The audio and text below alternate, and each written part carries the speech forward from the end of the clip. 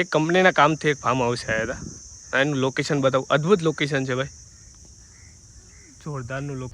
આ કુમારનું તળાવ છે. કામ પતાવીને આવી ગયા કારણ કે અહીંયા સવારનું આપણું કામ હતું ને હવે હેરાન થઈ ગયા. 4 વાગે આપણું કામ પત્યું છે. Welcome back to my YouTube channel. નવા બ્લોગમાં મોસ્ટ વેલકમ છે. ને સવારનું વેધર જોરદાર છે. જો તમે સવારનું વેધર બતાવો યાર, આજે ફૂલ વરસાદ આવવાની તૈયારીમાં છે. ને સવારમાં વ્લોગની શરૂઆત થઈ ગઈ છે બહારથી. સવારમાં વાતાવરણ સારું હતું ને અત્યારનું વાતાવરણ જો યાર, તડકો નીકળી ગયો ફૂલ. કારણ કે સવારમાં એવું વાતાવરણ હતું કે વરસાદ આવશે જોરદારનો, પણ વરસાદ આવે એવું નહીં. ને અહીંયાનું લોકેશન જો એક હા ને ખેતર યાર, જોરદારનું લોકેશન છે. સવારમાં ખેતર છે જોરદારનું. એટલે જે દેખાતું હોય ને એ કંઈ હોતું નથી, ખબર પડી. કારણ કે સવારમાં એવું હતું કે વરસાદ આવશે જોરદાર ને, પણ અત્યારે 10 વાગતા તડકો ચડી ગયો જોરદારનો. એક કંપનીના કામથી એક ફાર્મ હાઉસ આવ્યા હતા. એનું લોકેશન બતાવું. અદ્ભુત લોકેશન છે ભાઈ, જોરદારનું લોકેશન છે. તમને બતાવું યાર, લોકેશન છે આગળનું. અહીંયા શૂટ કરવાની તો ના પડી છે, તો પણ આપણે બ્લોગ બનાવીએ છીએ કે ભાઈ લોકેશન જોરદાર છે. રસ્તો છે, ફરી વાર બતાવું લોકેશન. જો અદ્ભુત લોકેશન છે.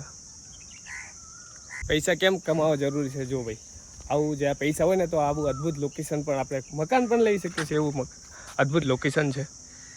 જો ખાલી યાર, આ ફાર્મ હાઉસ છે મોટું. ફાર્મ હાઉસનું નામ નહીં કહું કારણ કે આ પ્રાઇવેટ છે. અહીંયા મને વિડીયો ઉતારવાની ના પાડી હતી ભાઈએ, પણ તોય હું ઉતારી લઉં છું. અને ફાર્મ હાઉસ છે, જોરદાર વ્યૂ છે. કારણ કે આનું નામ નહીં કહું તમને. ખાલી વૃક્ષો જુઓ, ખાલી કઈ રીતે વૃક્ષો મસ્ત છાંયો આપશે. વૃક્ષો કેવા વાયેલા છે ફાર્મ હાઉસ પર.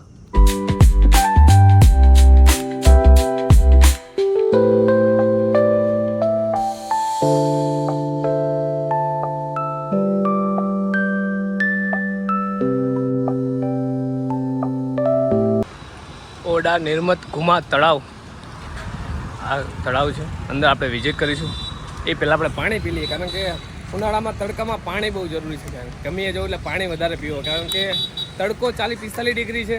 પાણી જરૂરી છે, કારણ કે પાણી પીવું પડે ભાઈ. આ કુમારનું તળાવ છે ને વચ્ચે મંદિર પણ છે. હવે કયા માતાજીનું મંદિર છે એ તો ખબર નથી, પણ તળાવ છે. લોકેશન પણ એકદમ બેસ્ટ છે. ત્યાં આપણું કામ પતાવીને આવી ગયા, કારણ કે અહીંયા સવારનું આપણું કામ હતું ને હવે હેરાન થઈ ગયા. 4 વાગે આપણું કામ પત્યું છે. આ કુમારનું તળાવ ફરવા જેવું હતું તો લાવું મેં તો એ પણ વિઝિટ કરી લઈએ, કેવું છે કેવું નહીં. બીજી વાર ફેમિલી સાથે આવવું હોય તો આવા થાય. મંદિર છે, દર્શન કરવા જેવા, પણ દર્શન કરવા માટે સામેથી જવું પડે એવું છે ભાઈ. જોઈને તો એવું લાગે છે કે કપલ ફરવા જેવું છે, કારણ કે બધી બાજુ બેસવા જેવું જ છે ને તળાવ. કારણ કે બધા કપલ ફરવા આવે ને અત્યારે 4 વાગ્યા છે, કોઈ આવે તો નહીં કોઈ ફરવા માટે. એટલે આપણે તો બસ નાનું મોટું વિઝિટ કરી લીધું. અહીંથી આખું તળાવ દેખાડતું તમને. હા, આખું તળાવ અહીંયાથી દેખાશે.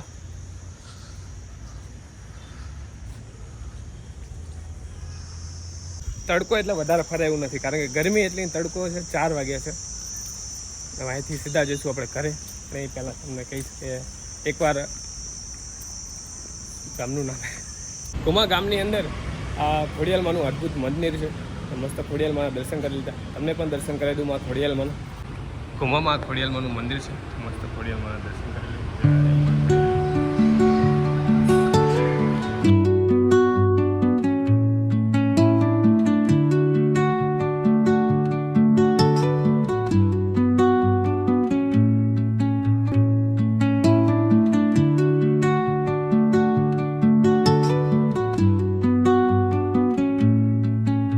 7 વાગે ઘરે પહોંચ્યો, નહીં ધોઈને ફ્રેશ થઈને મસ્ત જમ્યો.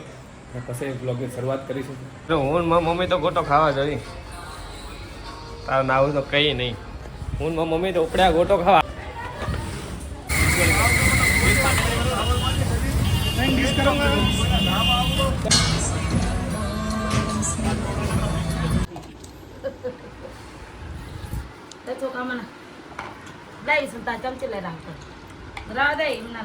મમ્મી એ ચમચી ઓછી પડે. એ મમ્મી મમ્મી જલ્દી જો. હડકાય ગત ખાય મારા બેટા. માણસ ગત ખાઓ, માણસ ગત ખાઓ. ગોરીઓ કેમ લાગ્યા? મને ગોરીઓ ભાવતી નહીં. તમે ગોળીને એવું આ કરે. છેલ્લો ગોટો સમજીને ખાઓ ને એટલે લારા હજુ કાલ મંગાવશું આપણે આ શું ખબર હે આ છેલ્લો ગોટો એ નેકર ચમચી લાય આ લઈ લે પડી આ કેવડી કે ચમચી નહીં હાલતી બોલ આ જોઈતી ચમચી લાવ્યો આ પડી પણ તારી ચમચી ઓરે હરી ખાતી નહીં માર આ બે ચમચી લઈ મેં 5 ચમચી લાવ્યા હું પાડ દે આ ચમચી એ તું તારમ ખાઈને પણ મારમ ખાવા એ મારમ છે ચાલુ કરી દે ચેજ ખાઈ જો ખા તો ચેજ ખાય લેकिन आगे तो रे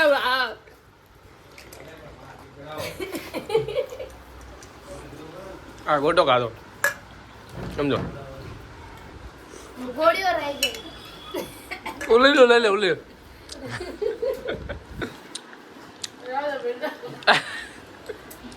રેવા દે બેટા કા